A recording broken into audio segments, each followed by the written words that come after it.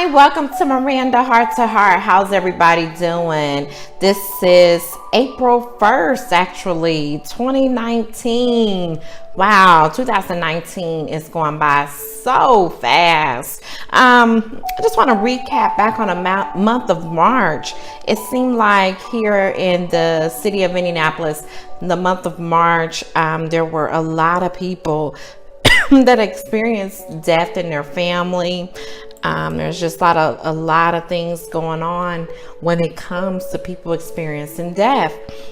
And so I had thought about doing a video, a death part 3 or grief part 3, because my mom passed recently. But then I just found out about the Nipsey Hussle story. And when I look at that story, the conspiracy of what took place while he's in the middle doing a documentary on Dr. Sebi, it's just quite interesting on how they both their deaths. It's interesting.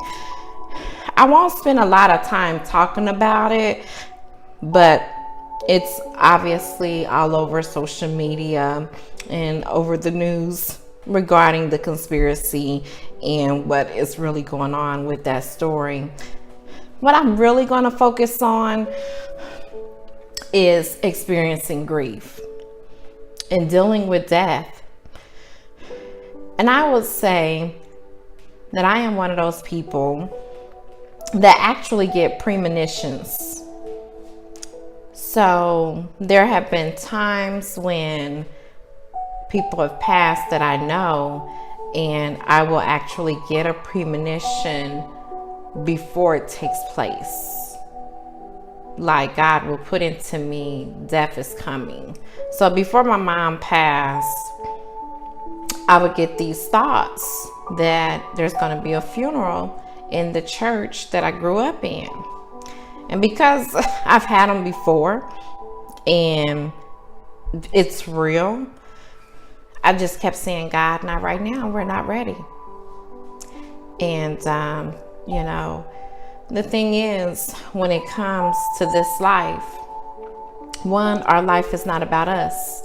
It's about God. No matter how much we want to keep making it about us, it's about God. This is a temporary assignment. We are not here to stay. We are here to fulfill His work and move on, and depending on how we live our life, to a better place. Depending on what your belief system is how you will acknowledge what life will be like once you transition from this side. And so with my mom, she was a God-fearing woman. She had went through a lot of things in her life. A lot of trials, a lot of tribulations. But the one thing I can say about my mom is that she was a person that never turned away from God. She always believed in God. Even in the latter part, when doctors would come in with new diagnosis, as soon as they left out the room, she would say, Miranda, call the prayer line. I say, Mom, your prayers are just as powerful. She said, Miranda, call the prayer line. Okay. Had my cell phone out. Okay, Mom, I'm calling. There were several times in the hospital where she said, Miranda, call the prayer line. I said, okay, I'm going to call the prayer line. Even a year ago, you would have never told me that at age 37, almost 38, that I would be planning my mom's funeral. A few days before she passed, it hurt me to my core. My sister and I, we did tributes. We sang to her. One of the pieces that we wrote for the services, we actually was able to read it to my mom before she passed. And it tore me up Wednesday, Thursday, Friday. And I woke up. I've never felt so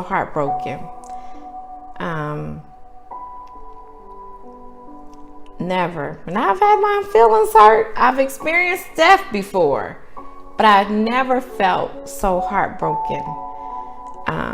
But I woke up Saturday with a renewed mind, a refreshed spirit. And I told my mom, I said, don't worry about us. We gonna be okay. Don't worry about me and my siblings. We are gonna be okay. This world is crazy. I said, what God has waiting for you though on the other side, because you've been a living sacrifice, not only for God, but for your children too, in so many ways. I said, you deserve what God has awaiting for you. I said that about 7, 8 o'clock Saturday night. And after 7 Sunday morning, she transitioned to be with God. I have times where I cry. And you know what? It's okay to cry. It's bad to hold it in.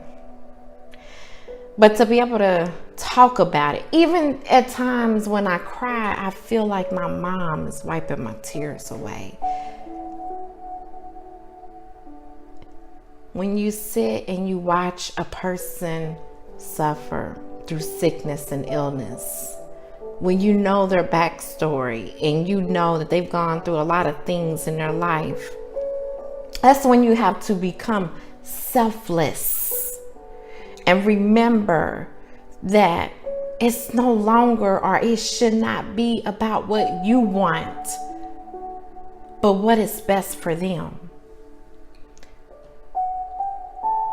It brings me comfort and peace to know that my mom is okay. She might not be physically here, and we will miss her. I will miss my mom. I will miss being able to call her. I will miss being able to see her. I will miss being able to hear her say, "Now, Miranda." I'm like, okay, Mom, what did I do? What did I do now? I will miss everything about my mom. But the one thing that I have an opportunity to do is continue her legacy. What my mom stood for. And she stood for a lot. My mom was one of those people that have gone through so much in life that sometimes people get to a breaking point. And so at times I was her voice when she didn't have the strength. I know what my purpose was, what my mission was from God in my mom's life. And I feel blessed to know that I did what I was supposed to do. I'm at peace with knowing that I was there every step of the way with her. I'm at peace with knowing that she is in a better place. She doesn't have to suffer anymore. No more sickness, no more illness, no more dis-ease, no more depression because of what life had thrown at her. I'm just giving you a glimpse so I can be as transparent as I can be, so you can understand where I'm coming from without telling her whole life story. You know, we face a lot of different things in life. I've seen people who have lost their children and they never recover from it. They become sick and it takes an emotional toll on them. When we experience sickness, disease, yes, your eating habits, your exercising or lack of contributes to your overall health, but your mental health can play a role. Your emotional health can play a role on your physical health. When we think about mental health, we're not talking about mental disorders. We're talking about the same thing when we talk about physical health. So I just want to provide you with some words of encouragement when it comes to grief,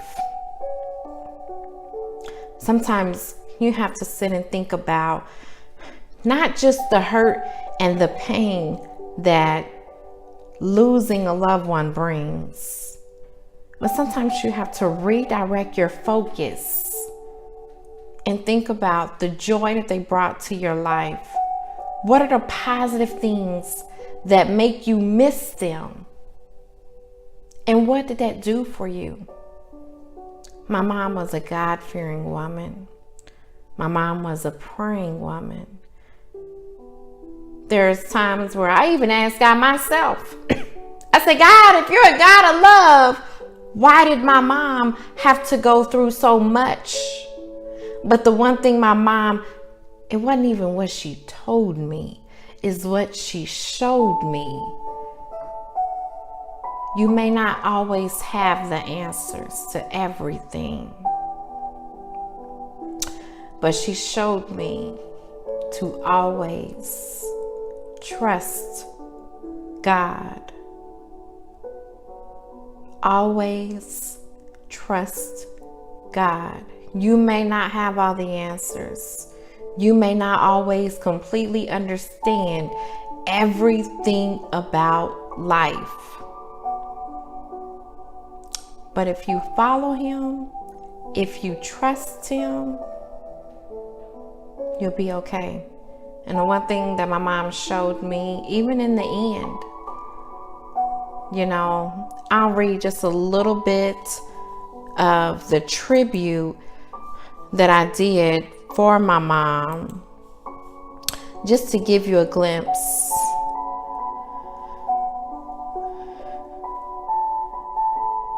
Just to give you a glimpse of the relationship that I know my mom and God must have had. So just the bottom part. The relationship with my mom and God must be really tight, because my mom held on until she felt like her children would for sure be all right. Saturday, March 9th, just before night, I told my mom, don't worry about us. We would be all right. Mom transitioned to Heaven's Open Gates during the early Sunday morning light. We are not in control of when it's our time. That's all in God's hands. But my mom knew she was ready. And God not only prepared me through premonitions, but He gave us an opportunity to prepare us for a week before she transitioned. And for me to have said those words on Saturday and she transitioned on Sunday is so meaningful to me.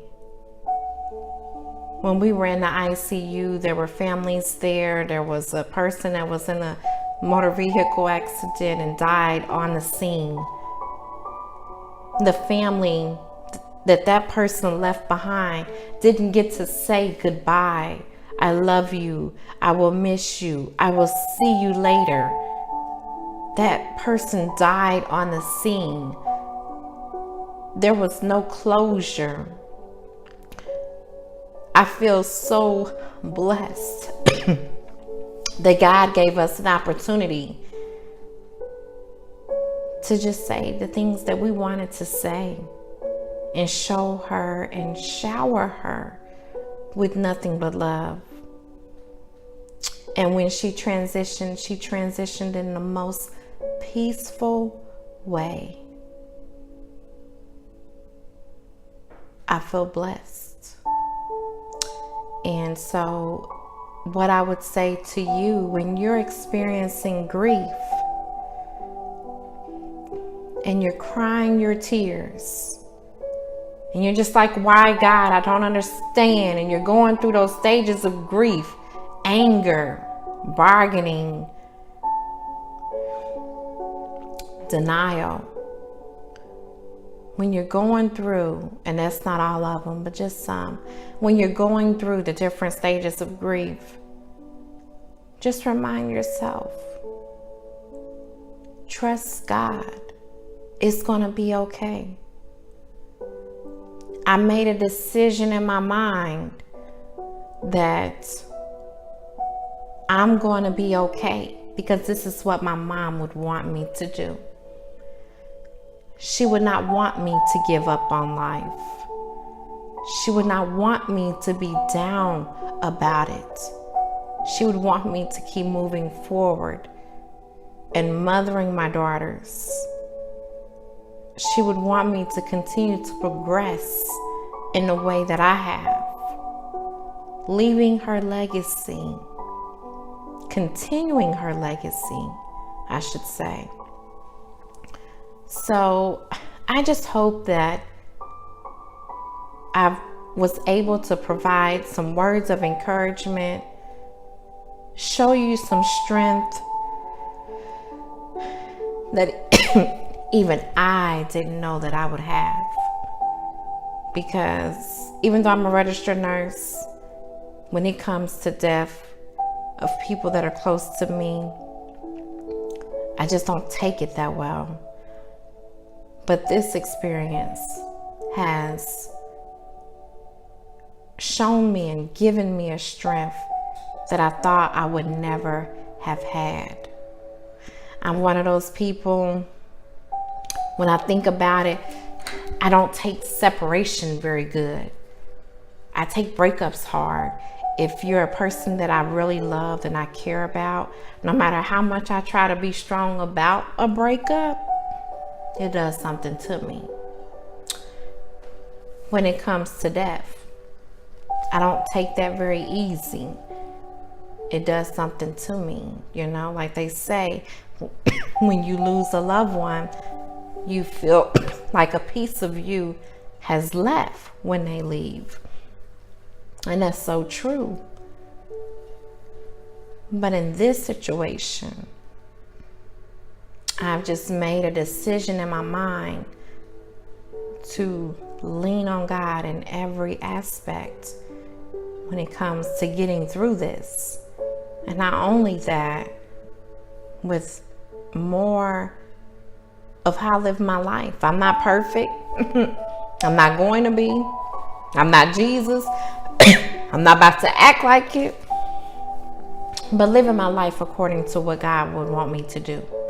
Because as I sit and I continue to read The Purpose-Driven Life and how we are here on an assignment, and you have to ask yourself, when it's your time, when your tasks have been complete,